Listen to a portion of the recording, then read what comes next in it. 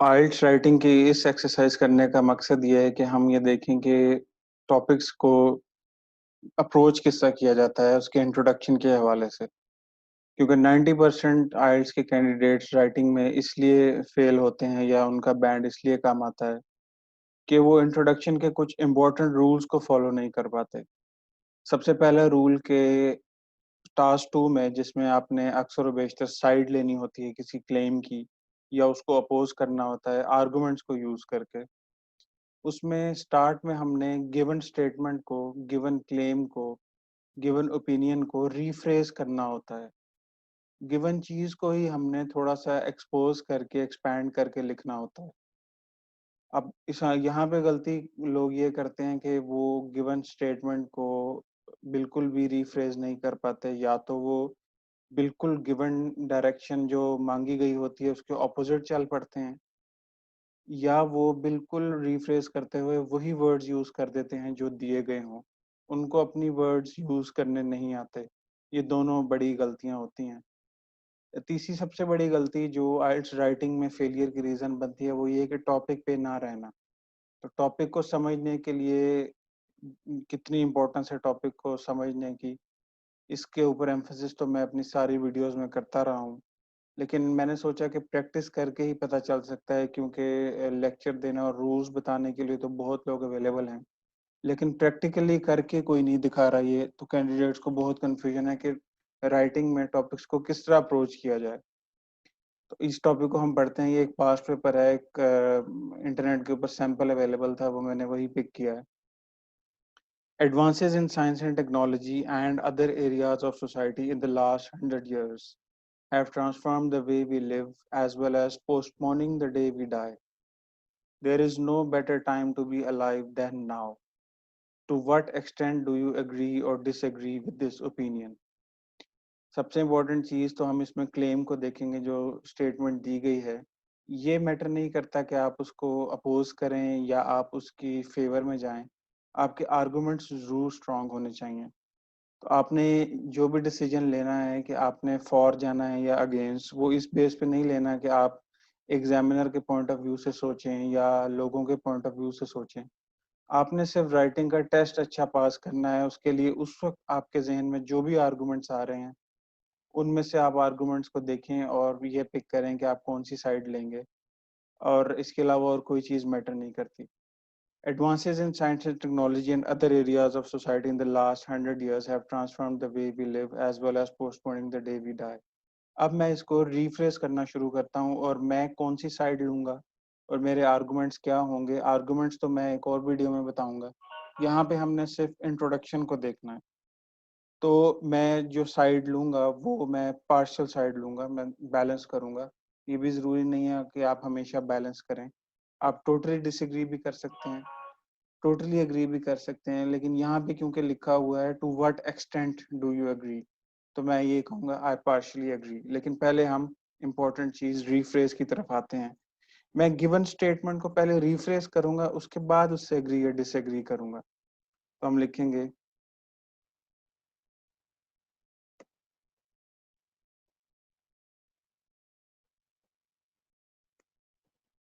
the human civilization has progressed enormously over the last century because of dramatic innovation in science and technology, the scientific revolution,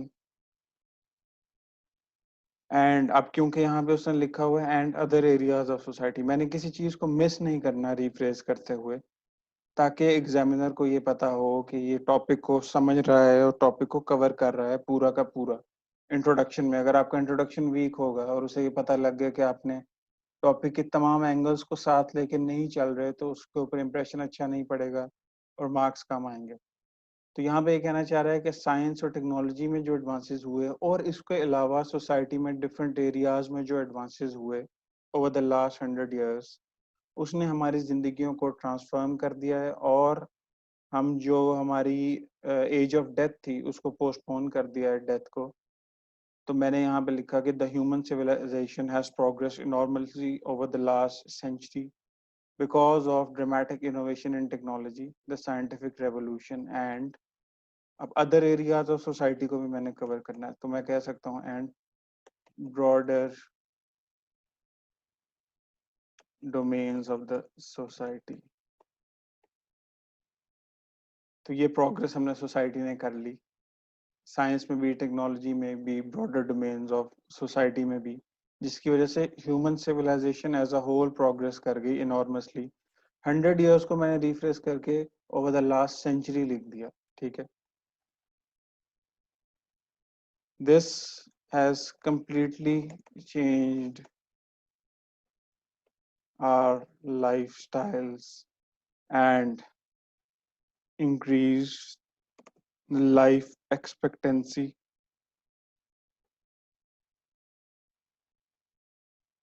of humans।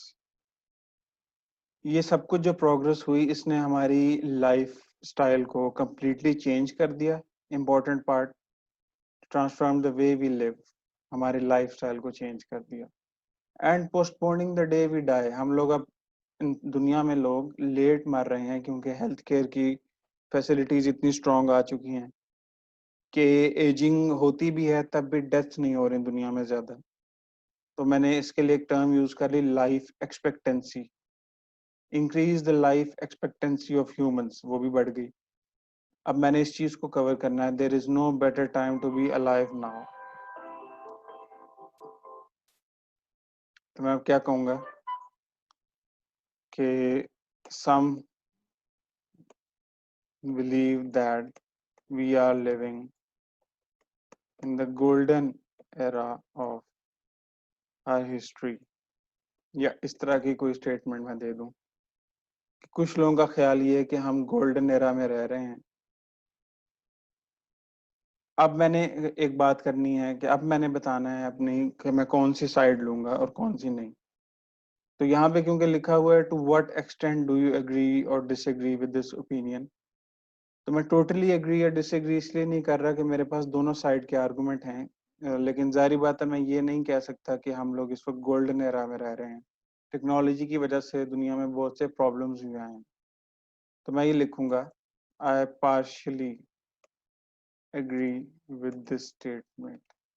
और उसके बाद मैं शुरू कर दूंगा अपने आर्गुमेंट्स देना स्ट्रॉन्ग, कि कौन से आर्गुमेंट्स हैं जो जिसकी बेस पे मैं पार्शियली एग्री करता हूँ।